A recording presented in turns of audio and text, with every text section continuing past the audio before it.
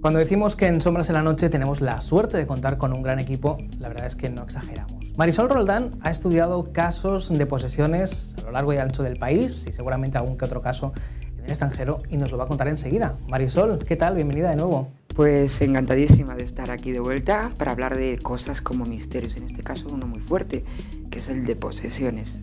¿Existen?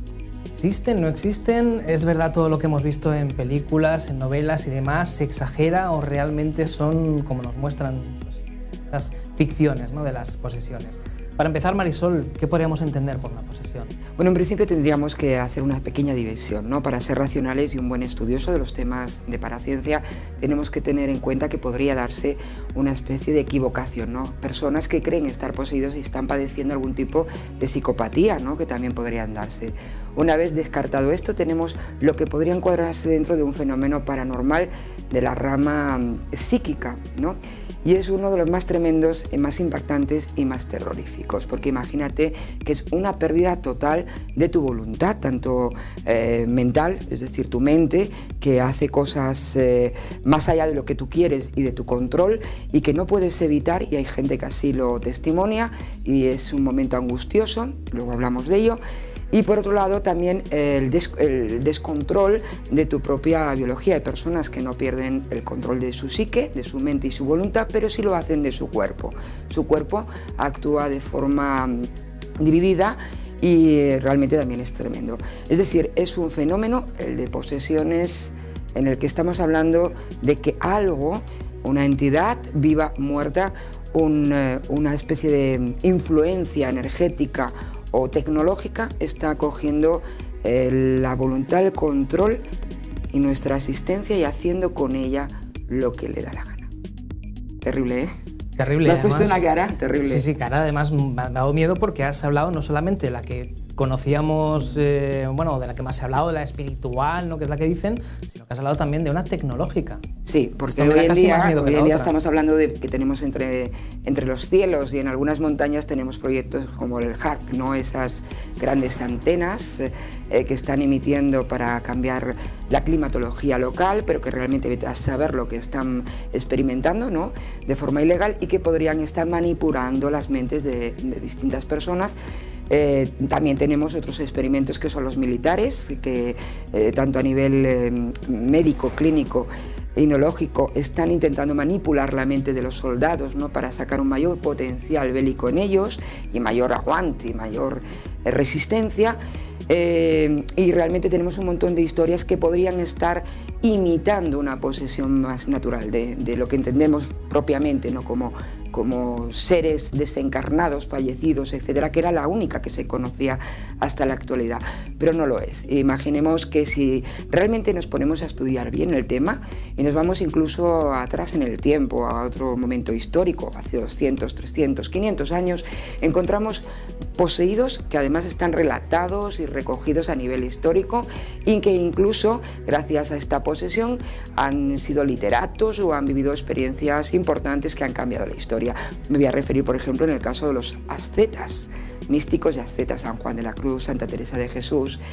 Todos ellos estaban sufriendo lo que llamamos el misticismo, el arrebato, ¿no?, ese momento en el que son poseídos, y es eso lo que ellos explican en sus poemas, ¿no?, cómo en ese momento su alma es la única que de alguna manera controlan, siendo su cuerpo y su mente totalmente arrebatados por una fuerza poderosa que ellos intuyen que es Dios, porque es benevolente, ¿no?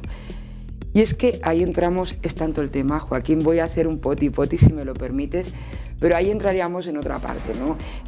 Hay que distinguir la posesión, que se entiende positiva, benevolente, en el que en algún momento, a nivel pequeñito o a nivel mayor, se te controla para hacer algo puntual que es beneficioso tanto para ti como para otra persona. ¿Quién no ha vivido ese momento, por ejemplo, en el que estamos en la calle y hemos tenido el arrebato de hacer o decir algo a un desconocido y luego nos hemos encontrado diciéndonos a nosotros mismos, ¿pero qué me ha sucedido? ¿Y yo quién soy para hacer este comentario? O al contrario, nos lo han hecho otra persona que nos desconoce, incluso a veces diciendo nuestro propio nombre, y aquello nos deja descolocados. Esto sería una influencia, que es el caso básico de posesión. Y luego tenemos una posesión mayor en la que nuestro cuerpo, en un momento muy determinado, por ejemplo en un peligro, reacciona totalmente disociado de nuestra mente. En el caso de ¿quién de vosotros alguna vez no ha escuchado sobre ese accidente de tráfico en el que unos microsegundos han salvado la vida de la persona porque todo su cuerpo ha reaccionado dando el volantazo, ejerciendo la marcha y el freno, algo que ni siquiera él sabía que podía hacer? Pues esto también sería una posesión leve física en este caso, ¿no? La posesión es un tema tan amplio que quizás hoy vamos a hacer un poquito de introducción, pero si más adelante te apetece podemos tratarlo incluso con personas que lo han vivido y que ellos, incluso aun siendo la benevolente, la buena, no dejan de tener miedo, porque imagínate qué indefenso se ve una persona en el que saben que en cualquier momento puede ser controlado, ¿no? Claro, eres tu control. Claro. También están personas que la han utilizado. Yo a nivel consulta, a nivel terapia, me encuentro a veces haciendo experimentos con compañeros que están ejerciendo pues, su trabajo de terapeutas, ¿no? Yo estoy allí viendo a ver lo que sucede y grabando y registrando. Y a veces, incluso entre relaciones de pareja, dicen, no, es que en aquel momento he sido arrebatada y poseída por algo de ira que no sabía que teníamos. ¿Es esto posesión? ¿Por qué no? Desde el rasgo de la paraciencia, parte, ¿no?, de nuestro vocabulario. Sí, está muy arraigado. Sí, porque se trata de una pérdida de nuestro consciente, de nuestro control consciente. Algo inconsciente, algo involuntario a nosotros nos posee totalmente, ¿no? Sería adecuado decirlo, por lo tanto. Ahora, ¿cuándo entramos realmente dentro del terreno de lo paranormal? Cuando alrededor de esa posesión empiezan a suceder casos, cosas y, digamos, sucesos que no tienen explicación posible. ¿Quién no se acuerda de la película del exorcista, no? La niña, bueno, en este caso la niña, pero que el caso real era un niño, la posesión en sí no era lo único que sucedía, sino que alrededor suyo una serie de eventos, de fenómenos paranormales, de forma colateral se mostraban, ¿eh? Es decir, había una anomalía cuyo epicentro es la persona que tiene esa fuerza de voluntad que oprime su propia alma y su mente, pero que tiene tanta fuerza y es tan anormal que derrama una psique que mueve objetos, produce poltergeist, que además es capaz de leer mentes en los demás. Estamos hablando de una anomalía que ya sí es un rasgo de posesión que en paraciencia no sabemos cómo estudiar. Pero es la que realmente la gente puede llegar a tener, sin llegar al proceso de la película del exorcista, mucho más de lo que se cree. Y ahora me dirás, bueno, ¿esto cómo es posible? ¿Quién no ha vivido, por ejemplo, ese instante nocturno que en psicología nosotros hablamos de parálisis, ¿no? En el que nosotros tenemos una paraloxia, que estamos totalmente divididos, nuestro cuerpo y nuestra mente. Queremos movernos, queremos ejercer una cierta voluntad sobre él, pero no podemos, ¿no? Y es un momento, es terrible, Marisol. Es terrible, es angustioso. O sea, ¿esto tiene explicación? No, nuestro cuerpo realmente está dividido en varios niveles, ¿no? Y durante el día, durante la consciencia, coordina en conjunto y trabaja en conjunto, ¿no? Pero realmente a la hora del sueño, nosotros nuestras ondas alfas cerebrales con las que trabajamos ese consciente, pues van cambiando para el reposo, para restaurar nuestro cuerpo, y al parecer lo que ocurre es que nuestra mente sigue en activo, pero nuestro cuerpo se va relajando y entrando en una onda que se llama alfa, muy relajada, y nuestro cuerpo pues como que se ausenta un poquito para restaurar sus células, sus desgastes, para el metabolismo, para regenerarse, ¿no?, en ese descanso nocturno. Pero no deja de ser una especie de principio de posesión, y es ahí donde muchas personas viven dos fenómenos muy importantes, que son visitantes de dormitorio, que normalmente se relacionan con extraterrestres o con seres dimensionales, y visitantes nocturnos que tienen que ver con el ramo de los fallecidos, ¿no?, de los que se posicionan en la punta de la cama, de las sombras que pasan en la puerta, de lo que se ve en la ventana, de lo que está en el armario, de lo que hay debajo de la cama. Todo eso sucede en una preposesión, pero nuestro cuerpo realmente ya está poseído. Es nuestra mente la que todavía está libre. A raíz de ahí pueden suceder muchas cosas. Otro tipo de posesión que, claro, como no es la típica película del exorcista, no nos parece que estemos perdiendo el control, pero sí que lo es. Es eso que todo el mundo está de moda y tan fascinado de poder hacer, que son los viajes astrales. No deja de ser otro tipo de posesión. Nosotros entramos en una especie de mundo insinuado, un mundo onírico, ¿no?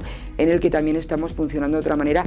No tenemos cuerpo, a veces perdemos la ausencia del cuerpo, otras veces sí que lo notamos, pero de una forma distinta, y ahí se dan muchos casos de posesión, de rigidez mental, que se llama, o estamos intentando ponerle un nombre porque es muy difícil. Os lo explico de forma sencilla, que a mí me gusta ser sencilla, soy mujer. Bueno, pues la cuestión es que una vez fuera, los propios miedos del viajero que es novato, que no tiene experiencia y tal, lo que hace es que se siente poseído, es decir, se siente rodeado por una serie de sombras, una serie de entidades que un poco allí lo tienen controlado y a veces le cuesta mucho volver, como que lo atrapan en esa circunstancia, ¿no? Y ahora la gente dirá, bueno, pero Marisol, esto no es posesión. Sí que es posesión, son grados de la posesión. Pero es que no solamente lo sufren los humanos, hay más cosas en este mundo que pueden llegar a tener eso que llamamos, entre comillas, posesión.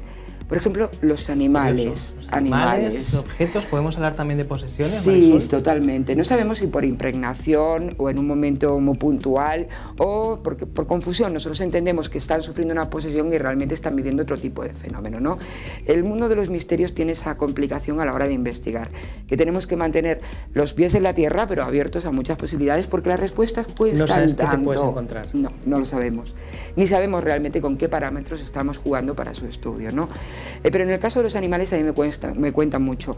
Pues tengo la gata que ha dicho mamá, y es verdad, porque existen, si miráis ya no de mis casos, sino simplemente en Google ahora mismo buscáis gato diciendo mamá y encontraréis un montón de historias, ¿no? O diciendo nombres, o sí, perros, gatos, es decir, el típico animal doméstico en el que vive en una casa donde ha habido un fallecimiento, un momento traumático, y es el primero que vive el fenómenos paranormales, y entre ellos se puede dar el de posesión, se ha dado muchísimo. Yo, por ejemplo, si me permites, aunque yo no he venido a contar casos, te voy a contar uno que me pilla muy cercano, muy brevemente.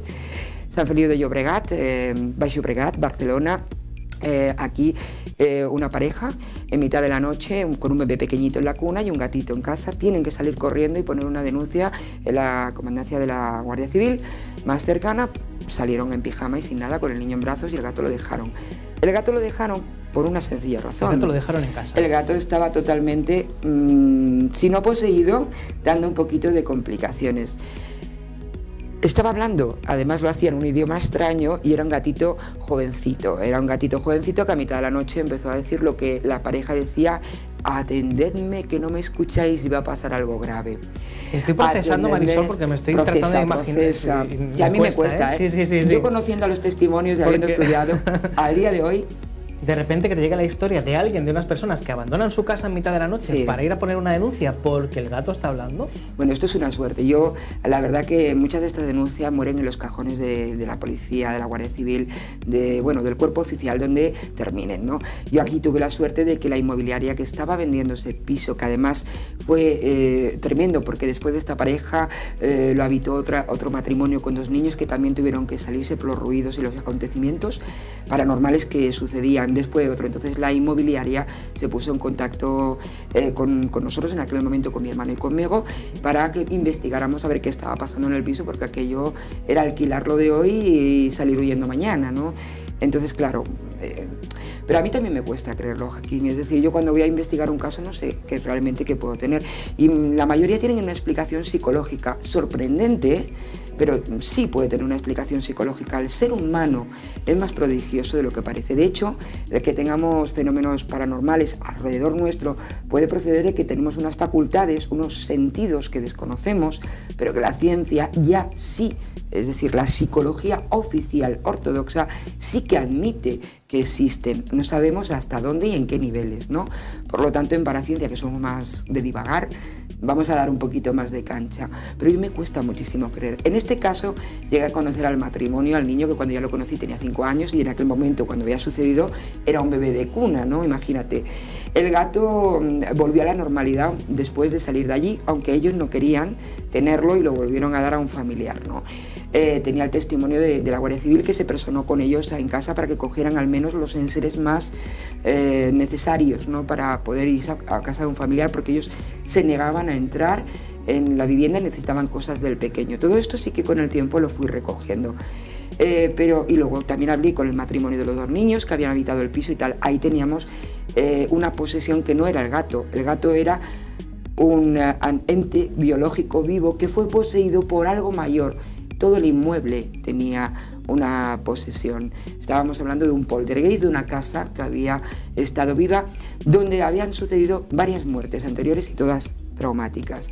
Había habido un suicidio de una menor de 13 años por problemas psicológicos y maltratos familiares, desavenencias familiares. Había habido también una especie de muerte traumática por ingesta de pastillas equivocada o no. Ahí estaba. Hay evidencia para pensar que no, pero bueno, después de los forenses determinar que podría ser por equivocación, porque tampoco era una ingesta demasiado masiva, bueno, se quedó como inexplicable, ¿no? Pero hablamos de ya 2 muertes. Y una tercera muerte de una persona con una enfermedad crónica cuyos últimos días fueron ahí y además de forma muy angustiosa. Luego llegó el matrimonio con el bebé. Todo esto alquilando, siempre el modo de intercambio era alquiler de ese inmueble. Los verdaderos dueños ni siquiera viven allí. Son de Cantabria, volvieron otra vez a Cantabria después de estar un tiempo en Sant Feliu. Y el inmueble lo tienen ahí como herencia para sus hijos, ¿no? Y mientras pues les sacaban el partido económico. Pero bueno, al gato, quien le dice que diga todas esas palabras, realmente las dijo. Era verdad lo que me dijeron ese matrimonio, ¿no? Testimonios de sobra. Yo cuando llegué pude investigar el inmueble. Indudablemente el gato ya no me habló. No me dijo nada prodigioso, ni me llamó Marisol. ¿Sabían algo de lo que había ocurrido en esa vivienda anteriormente? No, sí, claro, ellos no lo supieron. No había ninguna posibilidad de sugestión, ¿no? Pero yo venía allí llamada por la inmobiliaria, entonces con la inmobiliaria sí que tuve acceso a los anteriores inquilinos, al propietario que estaban viviendo en Cantabria. De hecho, nos reunimos con ellos, nos favorecieron viniendo en una de sus visitas aquí, a uno de los hijos que, vive en otra población cercana.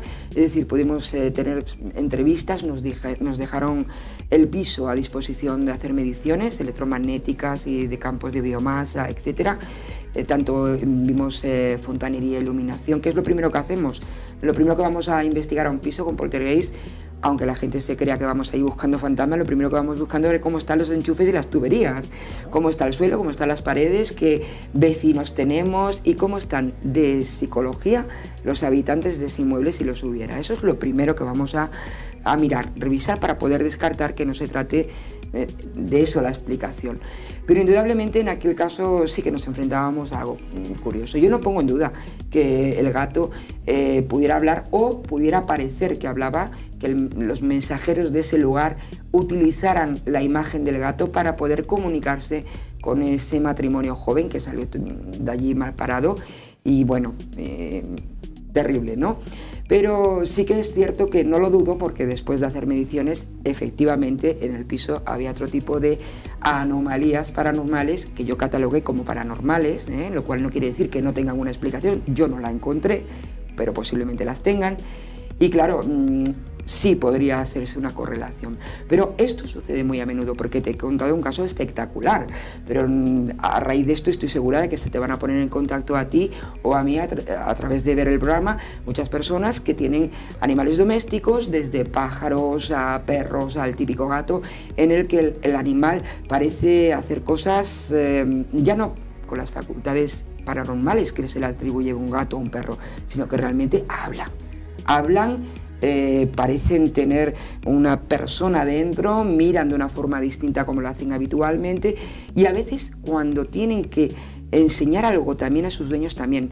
Si me permites, te voy a rescatar otro caso, no sé cómo andamos de tiempo. Pues muy breve, Marisol. El enfoque era otro, pero siempre terminamos con lo que nos gusta, que siempre son los casos. Bueno, pues hay otra familia, en este caso es una familia andaluza de Cádiz. Yo estaba investigando un caso de Cádiz, estaba allí de viaje.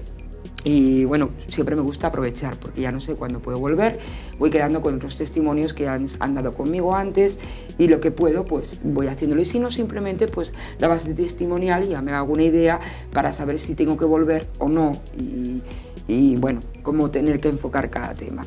Y en una de estas, estando allí en Cádiz, pues quedé con un matrimonio. También Y bueno, pues es una pareja muy especial, ya sus condiciones de pareja son especiales, no las voy a explicar, pero lo son. Y bueno, tienen una serie de problemáticas familiares alrededor, pues por ellos mismos, ¿no? Complicadas, es decir, viven en un mundo bastante aislado mental y tienen un gato. Bueno, pues una de las parejas, uno de los miembros de la pareja, me estoy enrollando mucho para no poder decir lo que me gustaría decir brevemente, ¿no? Pero bueno, nuestra sociedad es así. Un miembro de esta pareja, malas relaciones con su padre, su familia, no se hablan durante años y tal, muere el padre. Y entonces, al fallecer el padre, se ve que en un último momento el hombre en los últimos días se arrepintió, ¿no? Pero el orgullo le impidió pues, llamar al hijo y decirle, hijo, lo siento, mira que tú no has hecho nada malo. ¿No? Se quedó ahí el asunto, pero le escribió una carta que no llegó a dársela, ¿de acuerdo? Bueno, pues la pareja tiene un gato y en los días del fallecimiento del padre, el gato que vivía con esa pareja fue a visitar la vivienda de los padres, ¿no? de él.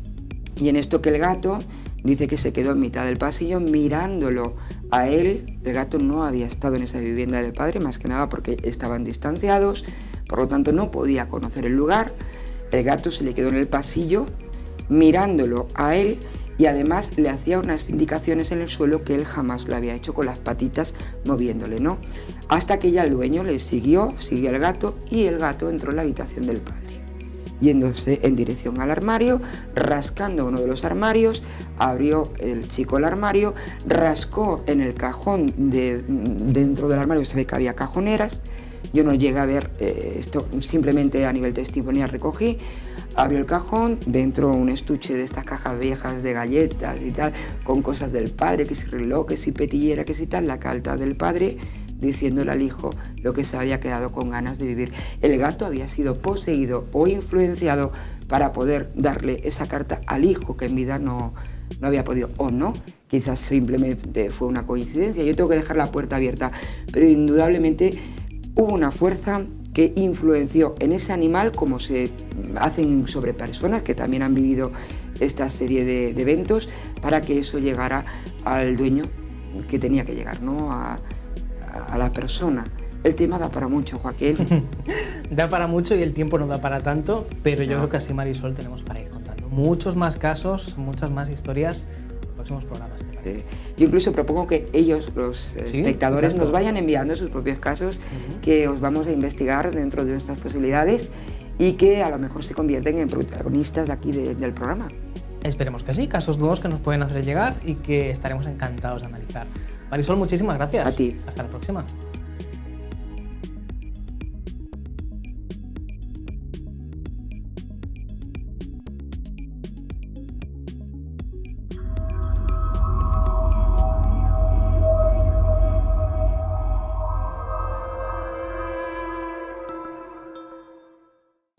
Pues, esas ficciones, ¿no?, de las posesiones.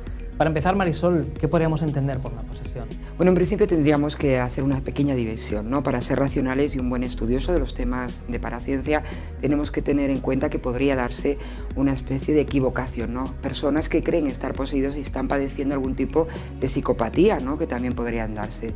Una vez descartado esto, tenemos lo que podría encuadrarse dentro de un fenómeno paranormal de la rama psíquica, ¿no? Y es uno de los más tremendos, más impactantes y más terroríficos, porque imagínate que es una pérdida total de tu voluntad, tanto mental, es decir, tu mente, que hace cosas. Tenemos otros experimentos que son los militares, que tanto a nivel médico, clínico, inológico, están intentando manipular la mente de los soldados, ¿no?, para sacar un mayor potencial bélico en ellos y mayor aguante y mayor resistencia. Y realmente tenemos un montón de historias que podrían estar imitando una posesión más natural de lo que entendemos propiamente, ¿no?, como seres desencarnados, fallecidos, etcétera, que era la única que se conocía hasta la actualidad, pero no lo es. Imaginemos que si realmente nos ponemos a estudiar bien el tema y nos vamos incluso atrás en el tiempo, a otro momento histórico,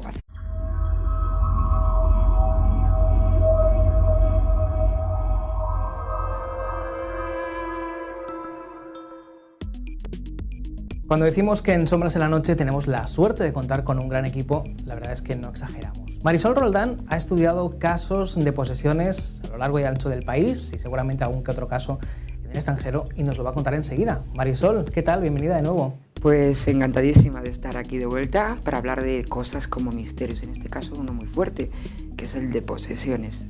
¿Existen? ¿Existen? ¿No existen? ¿Es verdad todo lo que hemos visto en películas, en novelas y demás? ¿Se exagera o realmente son como nos muestran? Más allá de lo que tú quieres y de tu control y que no puedes evitar, y hay gente que así lo testimonia y es un momento angustioso, luego hablamos de ello. Y por otro lado también el descontrol de tu propia biología. Hay personas que no pierden el control de su psique, de su mente y su voluntad, pero sí lo hacen de su cuerpo. Su cuerpo actúa de forma dividida y realmente también es tremendo.